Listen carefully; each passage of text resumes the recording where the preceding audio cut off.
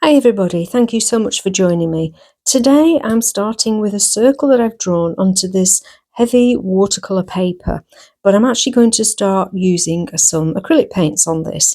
So a little bit different, but it works really well. And I have some colours that are on my palette which I need to use up. So this is going to be a bit random. I've actually put a little bit of masking tape disguise or mask around the circle so that the paint doesn't get too far. And I'm going to start off with these Posca pens.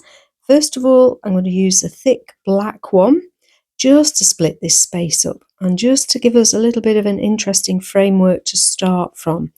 So we'll just put that in as the black ones, and then I'm going to add a couple of lines with the lovely gold because it is a soft gold colour and it will show through in places, and then some of the lines will disappear. Now I'm going in, I happen to know that this is Rowney Naples yellow, and I'm just applying it with this quite slim metal palette knife, and I'm just grazing it along. It's not terribly wet, so it enables it to actually coat the paper and start to move across, leaving little bits of white. Makes an interesting effect, a bit like sort of sunlight on water. And we've added a little bit of sap green, and now I'm using some lovely, my favourite burnt sienna. Again, I'm just pushing it around, filling a few spaces, not really having a plan. I just want to fill some shapes, leave some white spaces, and I'm using some white, titanium white paint just for a little bit of softness, a little bit more of the Naples yellow. There's possibly a little bit of lemon in there as well. All these colours are working really harmoniously, and I know this because I've used them on other pictures. So if you're in any doubt, do a little tester first. This lovely turquoise, this phthalo turquoise, it's blending with them all. Where it's hitting the yellow, it's making a slight green colour.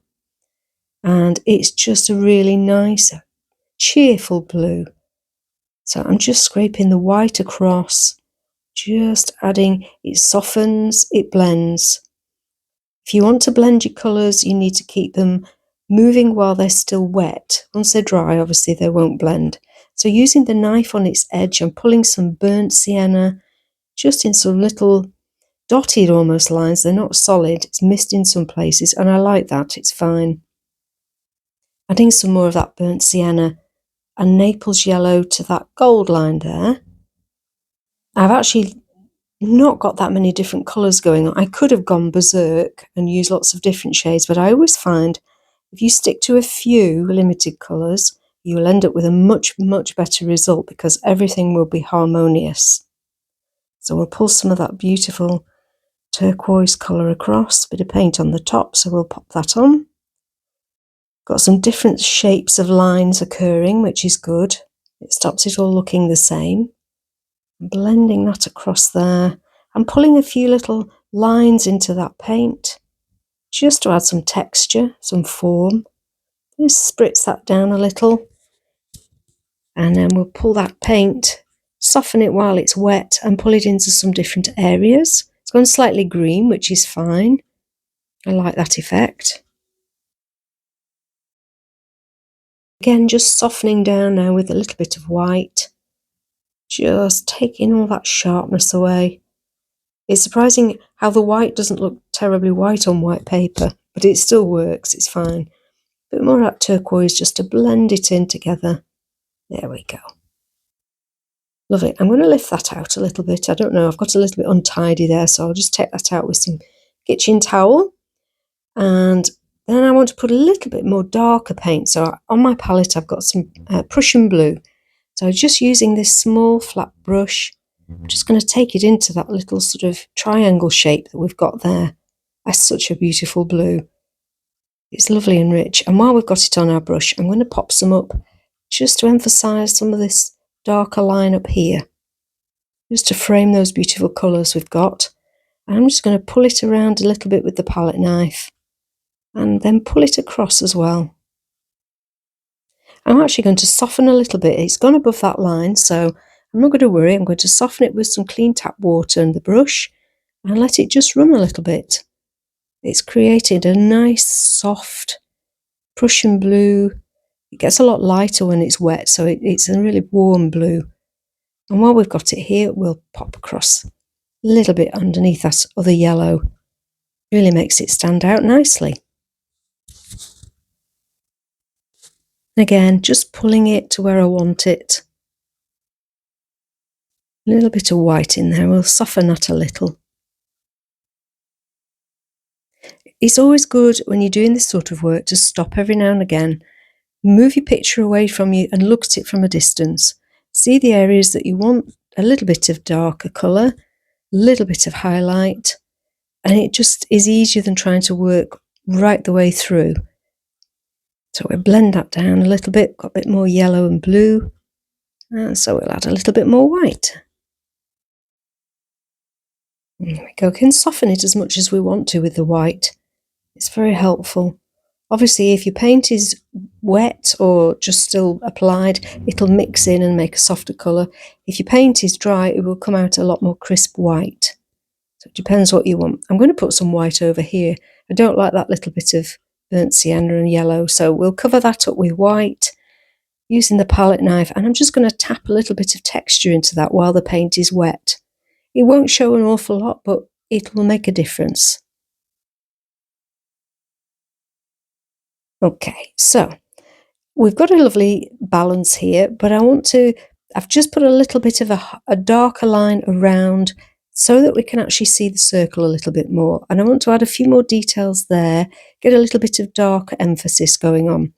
And rather than use the paint, I'm actually going to use the acrylic ink. So using the Prussian blue with the dropper that is in the bottle, I'm just going to draw with the ink, and I'm just going to very, very carefully take it along this line where the Prussian blue meets the burnt sienna. I just want that little bit of darker shade, and you'll see once it's there, it really picks it up a little bit. And we'll put a little bit on this edge as well, on this line, continuing down from that paint that we put on. Now, while it's still wet, I'm actually using the tiniest of palette knives. I'm just going to pull it. I don't want it in a solid line. I want to pull it across some of that paint. The paint is dry, so it's not going to mix with it, but it's just adding a little bit of interest, a little bit more sort of texture going on, really. So we can push it, we can scrape it. And now I'm going to wet that white paint that we put on earlier. It's now completely dry. So just clean tap water, just put a little bit on, and then dropping that ink right into that wet area. We'll let it do a little bit of running, and it's just given a little bit of interest in that top section there. So again, with the brush, just with tap water, just softening. I'm just going to keep applying that and softening it down. And I know it's difficult for you to see, but it's actually running to the little lines that we made with the palette knife. We'll soften this out as well. Just give it, we want the blue, but we don't want to, it's a lovely little pop of burnt sienna there. We want it to all work together, and I'm pleased with that. So now that it's fully dry, I'm going to take off the masking tape. It's done in little segments because obviously masking tape is straight, so I've had to make little bits. So I've speeded this up so you can see how I've done it in segments. It has actually caught the top of the paper in some places, but I'm not bothered because it's going to have a mount on it. Now, it just needs a little bit more detailing. So I'm just going to soften some of these larger blocks of colour, a little bit more of the Naples yellow and white, a little bit of burnt sienna. All this is dry, so these are just grazing over the top to add more interest. You can go as detailed or as simple as you like. You might want to fill in a lot more colour. You might want to leave a lot more white space. I like the balance between the two. So this is just softening those solid edges there.